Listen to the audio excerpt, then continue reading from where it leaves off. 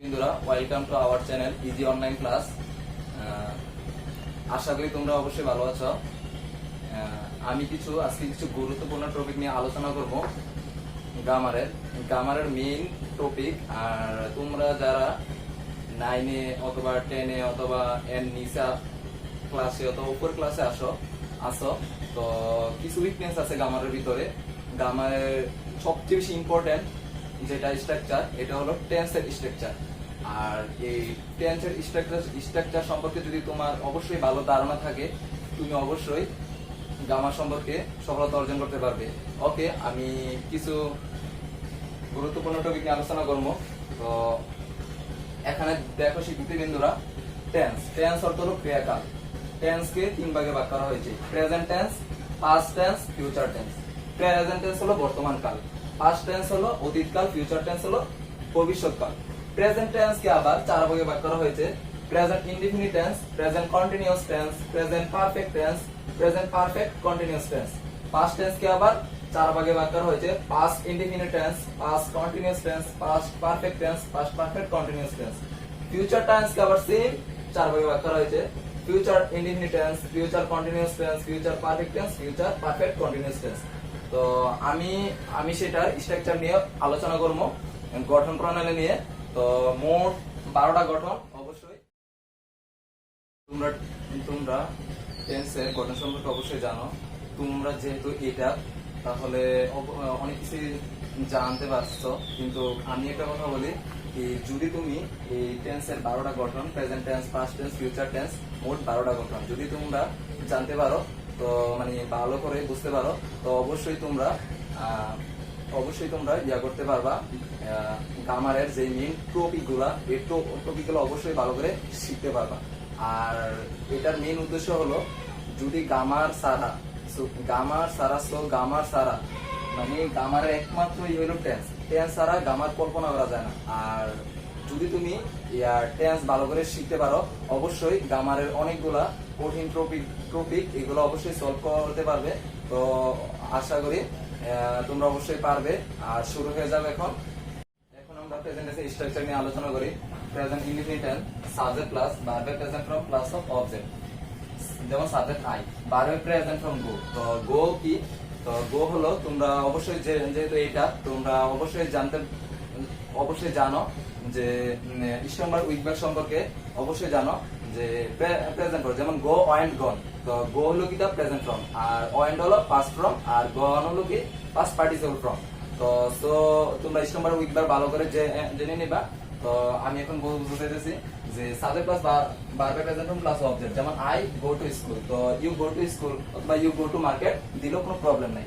তো present continuous tense হলো subject plus am is are plus verb plus ING যোগ plus object. তো subject কি হি আর ইজ, আর ভার্বের সাথে ভার্ব হলো কিটা গো, আর ভার্বের সাথে আইএনজি যোগ, তো go ING going to school হলো অবজেক্ট। তো he is going to school. তো এনো যদি আর দিয়া করো, তো দে আর প্লেইং ফুটবল। তারপর next present perfect tense. Present perfect tense হলো সাবজেক্ট প্লাস হ্যাভ প্লাস ভার্বের ইপি মানে past participle plus of object. যেমন আই হ্যাভ ডান কি ওই do did done, strong verb weak verb do did done. যেমন done past participle ডান, এই done I have done the work object. Present perfect continuous tense হলো subject plus have been has been plus ভার্বের সাথে ING যোগ plus object. যেমন I subject, have been do হলো কি দা মূল ভার্ব, আর ভার্বের সাথে কি আইএনজি যুক্ত ডুইং দি ওয়ার্ক। তো I have been doing the work. ওকে,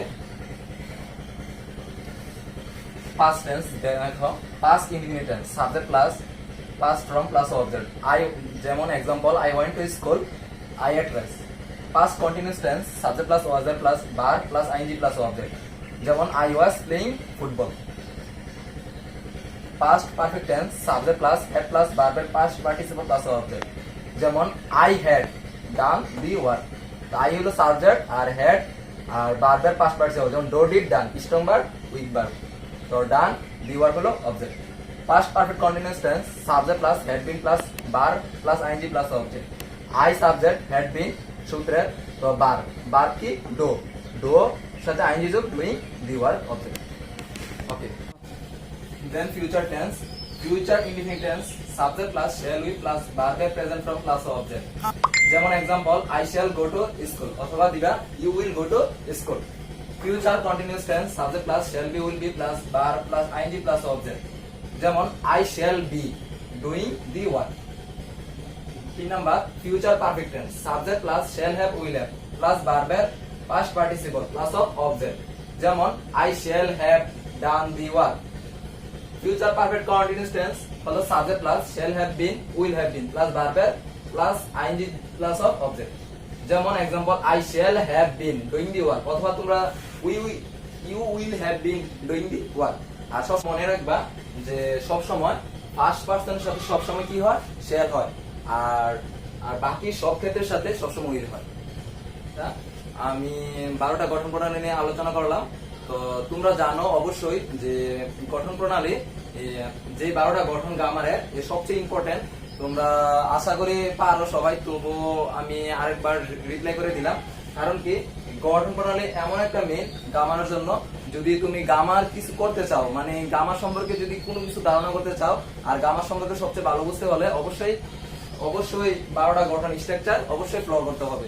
তো আশা করি তোমাদের ক্লাসটা ভালো লাগবে। তো তোমরা অবশ্যই কমেন্টে জানিয়ে দেবা যদি তোমাদের কোনো প্রবলেম থাকে। আমি প্রবলেম সলভ করার অবশ্যই চেষ্টা করব। তো আশা করি তোমরা ভালো থাকবা। ওকে।